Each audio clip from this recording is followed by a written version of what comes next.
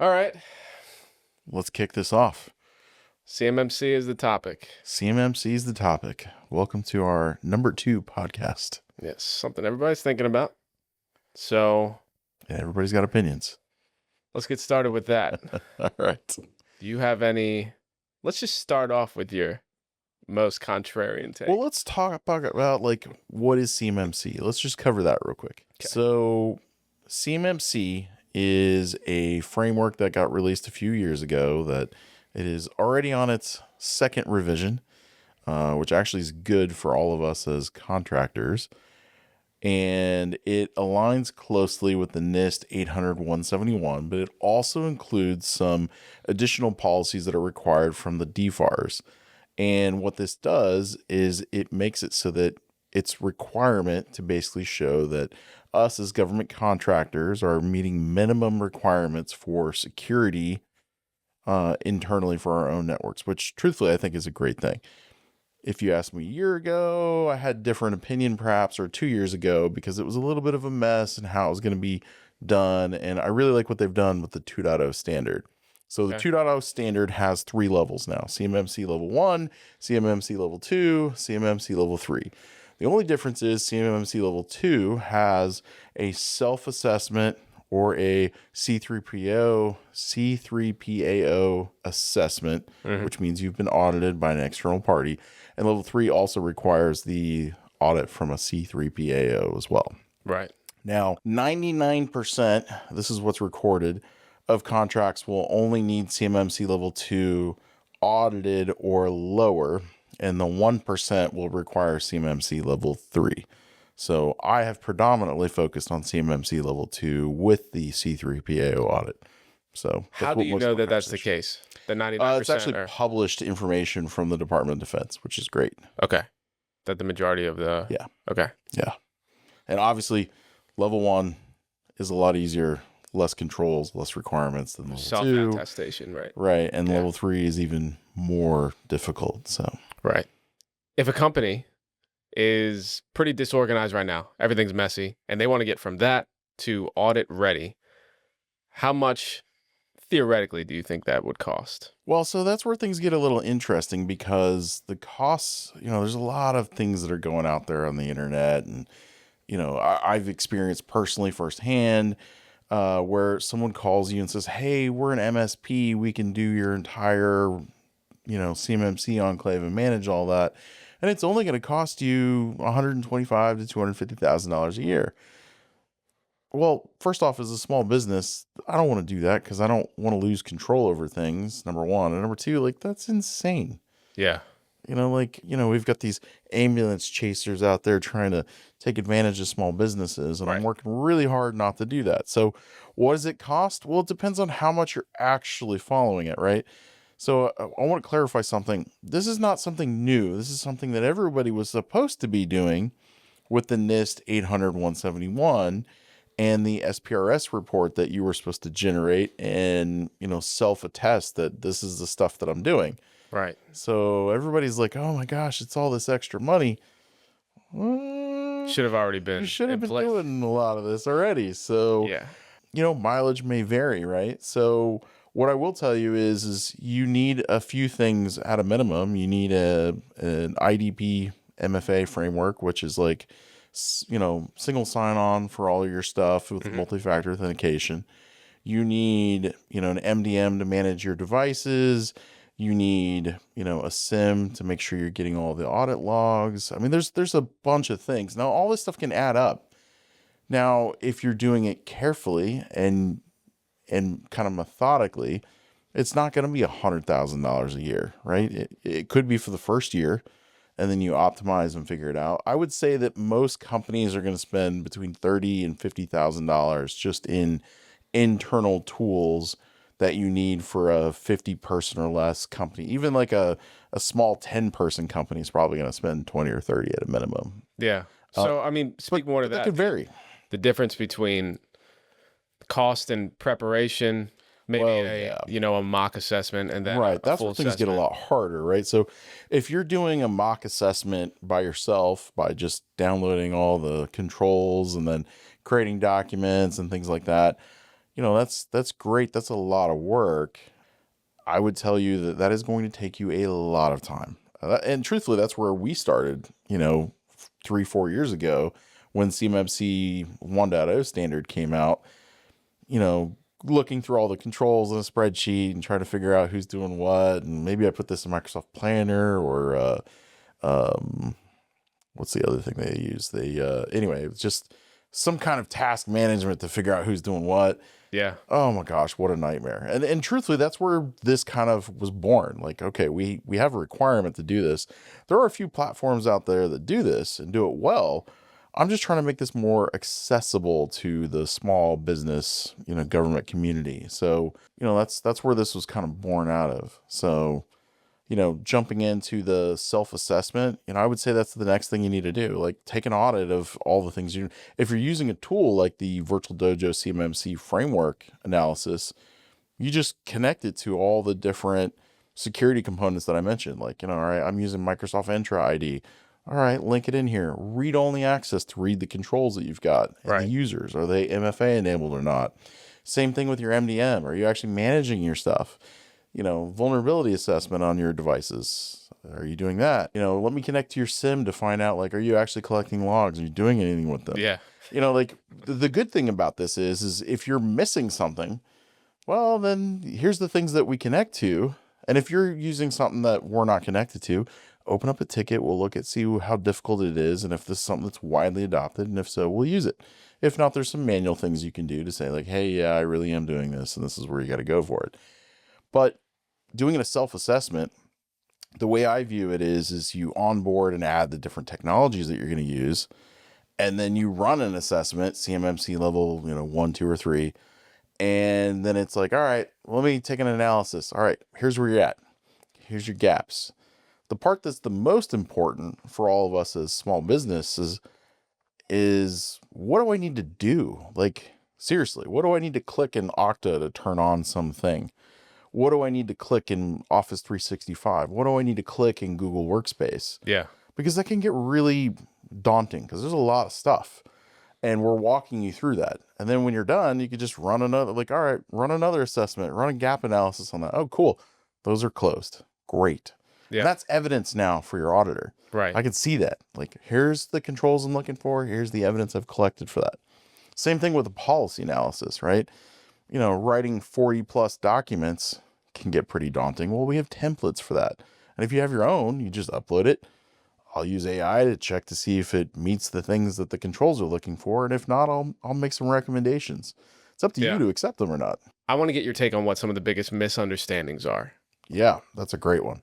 This is probably where I have, some people have a contrary opinion to this. And I've done a lot of research on this. The biggest misconception is I need to be running in GovCloud High, and I can see how people would think that. And the reason why is because it's misleading when you read the NIST 800-171 and then you read the DFARS. The DFARS say you need to do that, but then it's contradictory and says, well, you don't really need to do that. And here's the differences. If you have a contract that falls into that 99%, which requires the ability to store and manage CUI data, then you need to be on a FedRAMP moderate that also assumes the DFARS controls that's required for CMMC. Mm-hmm. What that means is you can technically run for 99% of all those government contractors out there on a GCC, Microsoft GovCloud standard, not the GCC High. It's also the same thing on the Google Workspaces side because they also inherit some of the DFARS controls. Now, that's not the case for everything. And here's the major differentiator. CUI is not just CUI. CUI is also, there's CUI standard. Yeah. CUI basic, Mm-hmm. which is almost all CUI data, right? Then there's some differentiating data that gets into CUI specialized stuff, which is like NORAD data, which is ITAR data, which is, CGIS data from the Department of Justice. And I think DHS has their own specialty as well. And those are the differentiators, right? If you start holding that information, like actual information, then you need to follow to make sure that you're in a GovCloud version. If you're storing all your data in GovCloud, that meets those specialties. Now, per the DoD guidance, 99% of all government contractors, unless you're storing that data in your facility, can run on standard GovCloud. Well, because of that confusion, I think most people just default to better safe than sorry. Right. And then they end up with FedRAMP high as opposed to moderate, even though they might which not actually. comes with a whole bunch of other controls that won't apply to a vast majority of these government contract, people that are working on stuff. And so, what makes the most sense for us is we're designing around meeting the DFARS in a FedRAMP moderate environment. And there are a lot of reasons why. Predominantly, data sovereignty rules now apply. All the things that are required for CMMC level 2 will apply, not CMMC level 3, right? So there's a difference there. So, I would say that's the biggest discussion. And if anyone has any contrary beliefs on this, I mean, feel free to message me. I'm happy to engage in conversation and explain the logic between what I did. Because truthfully, I challenged myself by sitting down with people that had a completely different view of this. And then I looked up some facts to make sure that I wasn't just talking out of my ass, pardon my language. Yeah. So, I mean, I even told you to take a contrary view on this, and then I backed it up with data. There are some nuances to it. It has to do with the type of CUI data that you're storing. Right. Right. So there is a chance that if you're working on some really special contract, that if you have to store data that meets those requirements, then yes, you would fall into that. What do you think is real when it comes to CMMC needing to be implemented versus how much of it is fear-based? I mean, it's something that's necessary, but how much of this is driven by fear and maybe, people are capitalizing on that? Well, people are definitely capitalizing on it. And I want to make sure that we're being helpful and accommodating and not joining in the fear mongering going on with CMMC. I would say that there are contracts that are coming out right now in sources sought or RFIs or just, draft states that say, hey, you need to be able to meet CMMC level 2 with an audit by the time on award. That's stuff that's out just this week. So it's coming. Yeah. It's here. You were already supposed to be doing it. So it's very real.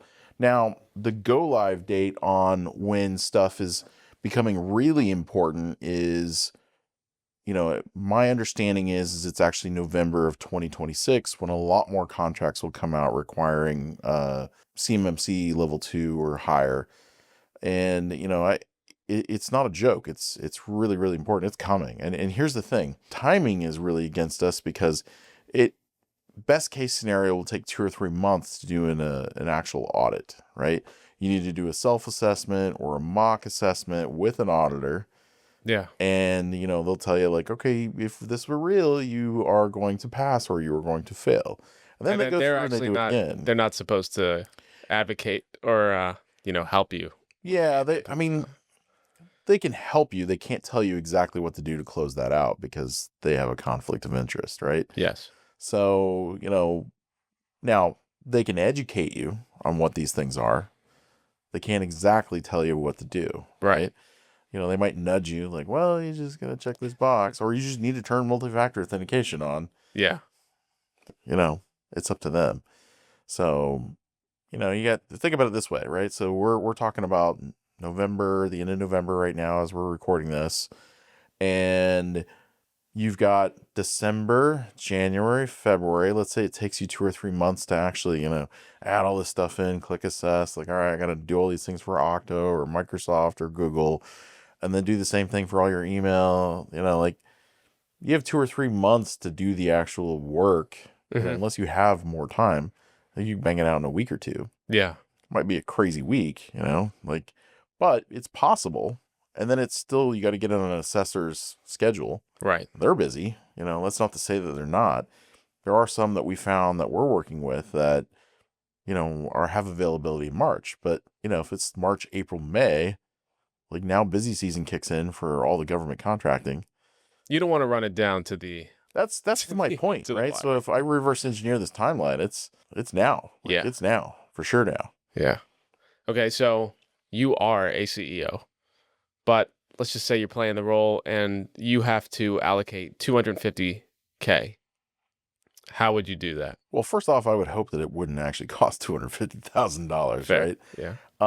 Based on my experience of having to do this for DH Technologies, the first thing we did was, understand the standard a little bit more, read on it. We've got some great links we can share on that are from the Department of Defense and the NIST 800-171. Get a better understanding of that, and then find a assessment software. I can't stress to you how much that'll make your life easier, which is the reason why we built one. Whether it's us at Virtual Dojo or a handful of other ones, there are probably a half dozen out there that are good. I will tell you, they are hella expensive. Yeah. Which is the reason why we built what we built, to be more within the reach of the small business market. So I would do that, and that'll cost some money depending on how many users you have. And, make sure you have a resource that can do some of this stuff, and then, do a self audit and realize like, oh, we don't have a sim. That might be 5-10 grand a year for you. Like, that's part of it. Oh, we don't have an MDM. Oh man, if you don't have an MDM, like, good for you, I guess, but also like, holy cow, that's going to be some work. Yeah. These are the things that are going to cost you the money, right? And then the assessment itself, I mean, you're still looking at $50,000 to $75,000 for a small business. Now you could get it cheaper, but if you do, great, that's a good deal. But you're looking at 40 on the low end, plus then you got to make sure you got timelines. So I don't think it'll cost that. I think that if you're in a hurry, you could spend 100 grand in the first year. Sure. Yeah. Yeah. I'm hoping it would be less. I can help you do it for less. Right. Right. I'm not going to help you do an assessment. I'm just going to provide you with the tool and push you down a path. Get you ready. What percentage of government contractors do you think would actually pass an assessment? Of course, excluding the ones that already have. What percentage do you think would pass tomorrow? I mean, what should pass? They should all pass. Right. I think that the problem is everybody's busy running their own business and starting to realize like, oh shit, this is something we're supposed to do. Yeah. Right. My personal opinion, I think 99% would fail. That's my opinion. I could be wrong. I hope I'm wrong. That's what my gut says. In doing the self-audit and prepping for a C3PAO audit for DH Tech, what has been the most uncomfortable part of that process? I think the self-reflection, realizing that we're a little bit further away than what I thought we were. Now, we have done the attestation of our CMMC level, and it's been all uploaded in SPRS, right? And it's all accurate information. Is it done in a way that's easy for us to continuously do monitoring and self-audit? No, it's like Excel spreadsheets and this, that, and the other. And we're also have to comply with a couple of other frameworks, which makes this become unruly, right? So ISO 9001, ISO 20243 for the secure supply chain by the Open Group. I mean, these are things that we have to also meet. The problem is there are certain documents that meet one and certain documents meet the other. And even if you're an employee in the environment, you got to review all these documents. It's unnecessary. Some of these can be combined. Yeah. And that's the part that I would say like a self-reflection is probably been the hardest, right? And then realizing like, okay, based on this nuance, I guess really the hardest part, kind of overlooking this, is like we have a very robust Salesforce environment at DH Technologies, and I think we're going to have to gut the whole thing. And I am like, we have 8 years of data in this thing, and it's going to be a behemoth. It's more than that. It's just a big disappointment, right? I put my blood, sweat, and tears in this thing to be an automated system. And I guess in some ways that's good because we can take all those experiences, the framework, the object layouts, and database schemas, and turn it into Virtual Dojo. So I suppose there's a silver lining there, but it's still hard. This is your baby. You built it just right. So it's costly. It's costly. It is labor intensive. It's labor intensive. What do you think that there's anyone who should just consider walking away from DoD work altogether as opposed to going through this? Well, I want to iterate that technically on all the civ agencies, you're supposed to meet the NIST 800-171. And the CMMC framework is built on that standard as well. So I mean, the real question is should you walk away from doing business with the federal government? Mm. I mean, look, I could understand the argument to say like, yep, I'm out. I get it. Like, I totally get it. I would say that truthfully, the people that are getting into this right out of the gate, it's going to be hard for them. Like the barrier to entry is a little bit bigger. Yeah. So you're not going to have these mom and pop shops with, 1 to 5 employees jumping in on this unless they've been doing it already. And now they've got some funding to really truly meet these requirements. Mm-hmm. And I would tell you, I think this is later on in the podcast schedule, but there are a list of companies that have said that I meet these certain requirements that got sued to the tune of millions of dollars. There's 3 companies, these 3 different instances that I know within the last year or 2. So like saying you meet it. Yeah, you don't want to play around with it. Yeah, spend a little bit of money and like check, because it's a lot cheaper than ending up, with a fine of millions of dollars or potentially getting debarred or, potential jail time. I don't know if that's a thing, but what were some mistakes that you made early on in, setting up your security systems for DH Technologies? Well, we were an early adopter, right? The CMMC level 1.0 standard came out, and, we were already meeting a lot of the NIST 800-171, and we're like, great, now we have 2 completely different things that mean somewhat similar things that aren't the same. So now we have multiple documents that we have to have just from written policies, and they were kind of contradictory. So it made it very difficult. So being an early adopter, I would say, was one of my biggest mistakes. Like, we were an early adopter for the ISO 20243 secure supply chain for DH Technologies. And that experience was good. But doing it for CMMC was a nightmare, because the 1.0 standard had 5 different levels. And we're trying to figure out, like, all right, which one do we need to meet? Now, thankfully, they've combined that into 3 different levels on the new 2.0 standard. So, I would say that the biggest challenge for me and the biggest nightmare was being an early adopter, because it was a nightmare on the 1.0 standard. Too many conflicts with the NIST 800-171. So, how do you think that prepares you for? Well, there was a lot of things that we already had implemented, right? Because in some ways, the CMMC levels of 1.0 version versus the 2.0 version kind of had a path of like, all right, we were going after CMMC level 3 on the 1.0 version, which really equates to CMMC level 2 with an audit, which is fine. A lot of that did, but we had to revise a lot of documents and recollect all the evidence. It was a lot of work. So, a bit of a black eye from the federal government, but yeah, the government likes to do things. So, You have a background in coding. I do. Engineering. I do. Even so, how many do you think that you should personally sign off on some of these attestations, and how many CEOs do you think should? That's a great question. I would say that if you're not within the assessment boundary, I would say you should not sign it. Okay. And what does that mean? It means that, if you're a larger business or mid-sized business and you have a department that covers DoD, and so all the DFARS passes down to you and it only covers a certain business unit, then I would say no, right? I think the CEOs are held responsible to enough things and have to sign off on things, lots of responsibilities and liabilities. I would say if you're not within that confine, don't sign it. Okay. I know it's kind of a weird question, and I'm not saying like, hey, dodge responsibility. I mean, like, I personally will sign off on the one for DH Technologies, and we'll do it for Virtual Dojo as well. Mm-hmm. But outside of that, we considered having an audit of Virtual Dojo for CMMC, and we were advised to, venture towards FedRAMP ready or FedRAMP authorized. Can you talk a little bit about that? Yeah. So in our research of looking for a C3PAO, we talked to a number of different companies to do an assessment for Virtual Dojo, because, what better way than to eat your own dog food and say like, yeah, hey, we did it. Yeah. That was kind of the idea. And what I love is we found an assessor who said, yeah, we can do it, but you will just be doing it for the sake of doing it, and you kind of waste your money.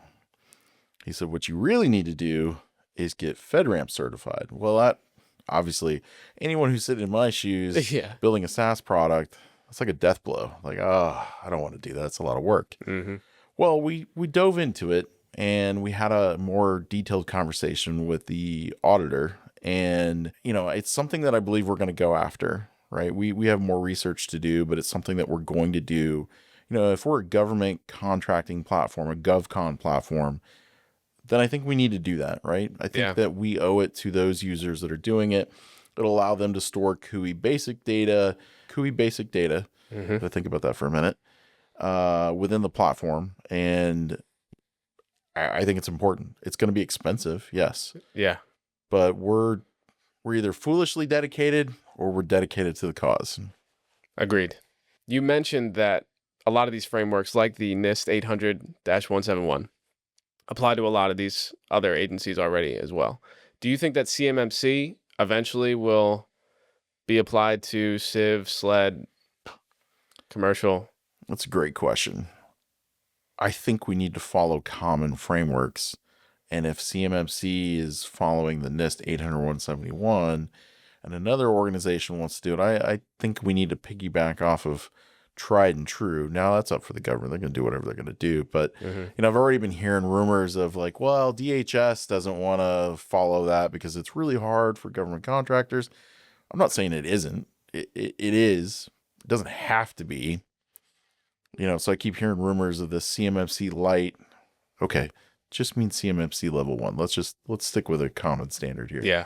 But I think that there's a chance that there are additional frameworks required, and there's already different ones for different state and local agencies and things like that. And there's different FedRAMP standards for those, and there's a whole lot of stuff. What I will tell you is the value of having common frameworks that meet, like if you're meeting certain, ISO 27001, well, there are some framework controls that are common between CMMC and NIST 800-171 that, if you're already meeting it, then let's just collect that as evidence for yet another framework so you don't have to do more work. Yeah. Right. So I think I gave you 2 answers for one, but I think some other things are probably coming. It's possible, and there's already a lot of overlap. Right. There is a lot of overlap. Yeah. Well, let's take advantage of the overlap, though. Sure. What would you say is your most contrarian take?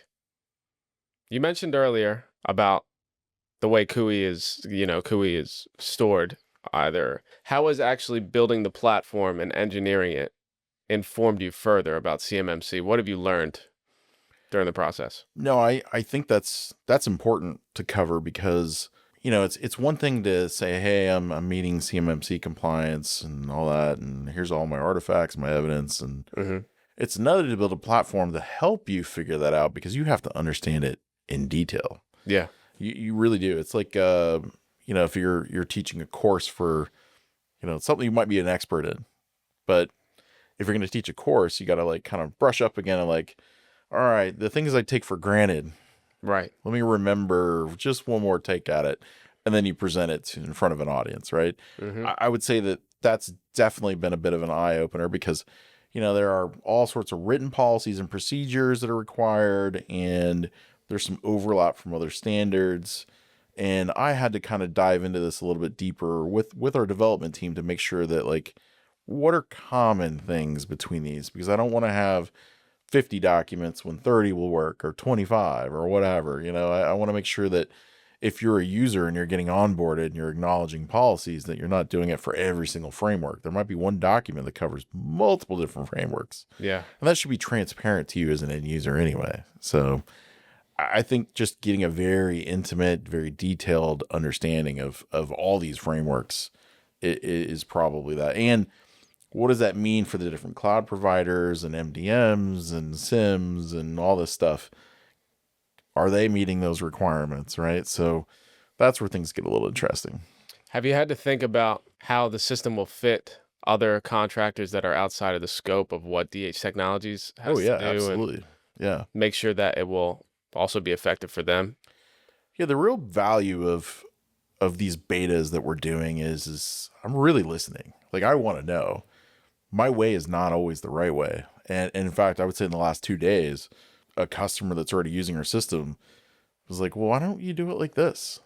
And usually when you hear that, you're like, yeah, there's a reason. But it was such a simple, great idea that I was like, why am I not doing this? Yeah. And I reorchestrated, or in the process of redoing the schema layout and objects and how they're all related in a way that will make a whole lot more sense for program managers managing contract vehicles for government contractors. And I'm really excited about it. Like, it was so weird, but something I'm really, really excited about, and we can tie that into the whole soup to nuts experience of like, well, what does that mean for quoting? Yeah. What does that mean for cleanse? And, I need unspec codes and all this stuff. We're really thinking about that. We're really making sure that our product makes this very simple, very intuitive. That's literally the requirement for everything we do. It's got to be simple. It's got to be intuitive, but also powerful for that power user. And I'm sure we'll learn more as we go through the beta and have other organizations. Yeah. Well, I mean, do like, I want to also mention, like, this is not a naive thing that didn't exist. This is a product that's been using by multiple contractors for the last couple of years, but DH Technologies has been using a version of this since 2017, right? Yeah. So it's matured many times over the years. So everyone who's used it has just loved it, right? I mean, how many sales people can say like, oh, I actually like this quoting system. I really like this CRM. Like, we get that as feedback all the time, which is really the reason why we decided to productize it. So what is your overall vision for how this is going to help? It's a great question. It's a broad question, but yeah, well, I mean, like, if you really think about the real big design requirements of everything we're doing is how do I make a CMMC assessment easy? That's what I'm trying to work on. And I will tell you, that's a hard thing to answer because it's take something complicated. It's really complicated, but it doesn't have to be, right? What if I could simplify this of like, based on your job role, like, what do you need to know and what do you need to do? Right. And in some ways we're using AI for that. Some ways we're just using a very intuitive user interface to kind of guide you through that. I would say like a week ago, this is what I love about software development. A week ago, we got a demonstration on this platform we were working on from our developers. And, it was good. It looked good, but it looked like it was missing something, right? So Agreed. Cyrus and I had this conversation after the meeting. We're like, it looked good, but there's just something off. Yeah. And it just wasn't intuitive. Like, we didn't understand. Yeah, somebody who had no familiarity at all going in wouldn't know where to start. Right. In the matter of a week, our team came back and we had a demo this morning and it was just mind blowing. It was like, oh, night and day. This makes sense now. Yeah. I log in and I don't have what do I do? Here it's telling you what to do. It literally, all right, well, hey, welcome to this. Let's get going. Right. That was nice because that was the part that was missing. Otherwise, like, the onboarding experience is like, okay, I got logged in. What do I do? Yeah. And very intuitive, made it a lot easier. And then you could add stuff in and do a self-assessment in like 5 minutes. Right. Which is amazing. And there's no special training you need. Just add the technologies in here. Let me read a read-only view of your policies, your settings, how many users you have, so on and so forth. And, you can also import those users into the virtual dojo and invite them right then and there so they can acknowledge the policies or procedures, which will be used as evidence for your audit. And, then you or all those users can use AI for various different things, which we can cover later. But I would say the big thing is just like making the easy button to do this, right? So, I think the big thing that I get asked is like, what do I need to do? How do I get started? Yeah. Oh, this is so hard. It's daunting. Well, I think what you do is you get an assessment tool, right? My preference is Virtual Dojo, but find a tool. I would say that's step one. And import your technologies if your assessment tool supports that kind of functionality. And, find out where your gaps are. Like, if any good assessment tool should be able to let you import the technologies that you're using, as long as they're mainstream, right? Have a manual process for that one-off special thing that you do, and be able to do a self-assessment in a few minutes and identify your gaps. and then hopefully tell you how to close those gaps. Yeah. And then do a self-assessment again. Oh, hey, I got it. Now let's do a mock assessment, right? I mean, there are technical implementations, but there's also policies and procedures and other things and training and things like that. And our tool can help audit all that stuff and give you some guidance on like, all right, you got a gap here. You need to add something here. Yeah. And Well, I think that's the part. let's talk about just how user-friendly you think it is. So if there is a really small company that doesn't necessarily have a CTO to rely on in order to manage all this, do you think that somebody with absolutely no knowledge base will be able to walk in and... It depends on what they're doing, right? If this is a construction company that for whatever reason needs to meet all these compliance things, then if you don't have any IT shop, then maybe one of those ambulance chaser MSPs might be a good idea. I still don't know if I agree with that, but maybe that'll work. The problem is like if you don't know, then you don't know what they are or aren't doing. And then True. if you're submitting your SPRS report, like is it accurate? Like when you do an audit, are you going to pass? I think you'd still need a tool like this, or at least make sure they're using a tool to figure out what does that output look like. That's something I would be a little concerned about.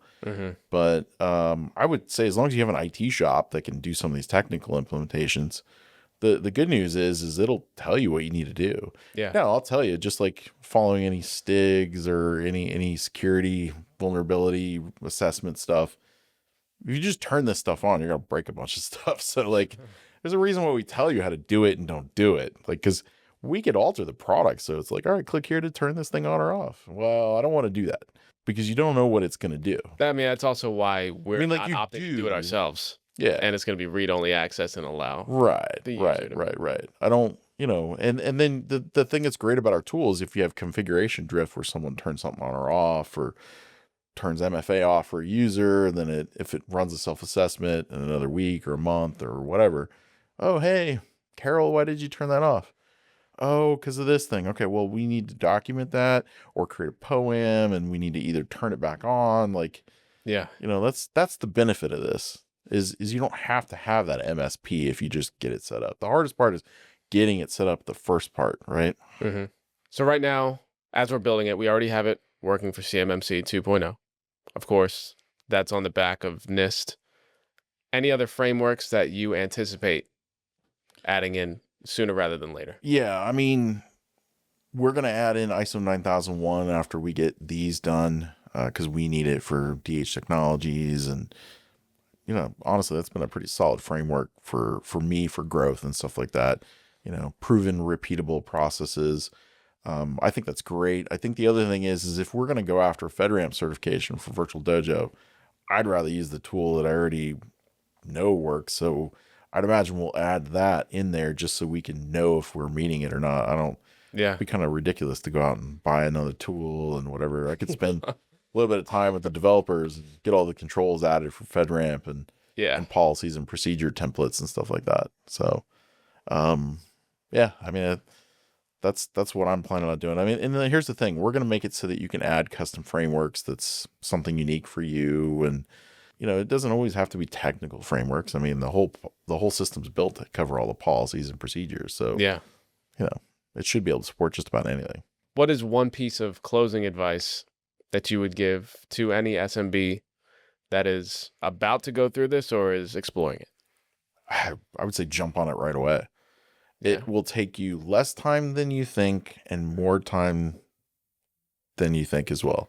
Like it's going to take you 90 days just to build a little tiger team to figure out like what to do. And then 90 more days to do the assessment, assuming you actually did it right, a mock assessment and then an audit.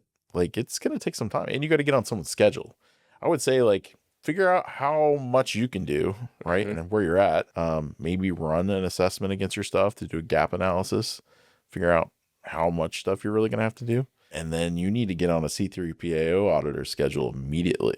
Like they're going to get backlogged, right? You're going to miss contracts if you don't do this soon. That's the reason why we're being so loud about all this is, like, do we want to make money? Sure. we're really doing this to make sure that there's a cost-effective solution out there for the small businesses, right? Do I think some larger businesses will use our tools? Yes. But it's really built predominantly for the SMB market, right? We're trying to help, if we had just a little bit more help in any way, it could go a long ways, right? That's what I want to be known for in the industry. So my last closing piece of advice is like, don't wait, don't delay. This is going to happen real quick. Yeah. And is it expensive? Yeah, but it's a lot more expensive if you misrepresent something you are or aren't. That's you don't for want sure. that. You don't want that. Yeah. All right. I think that's a good place to end. Yeah. Well, for the person chopping this up, thank you very much. Thank you.